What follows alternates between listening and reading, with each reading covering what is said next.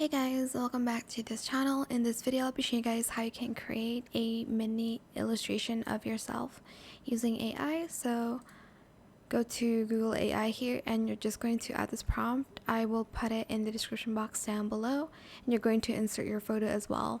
Then you are going to press submit here and this is what it should look like. It's still generating, but this is the illustration. You can make the background like transparent as well if you'd like to.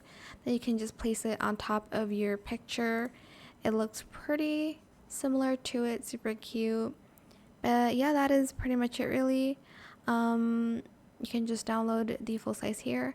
I hope it was helpful for you guys. Don't forget to like, comment, share, and also subscribe to this channel if you haven't done that already. If you have any more questions about this video, just leave it in the comment section down below. I will try my best to answer them all for you guys. And if you found this video helpful, please click the thanks button as well. That is it. Thank you so much for watching. Bye.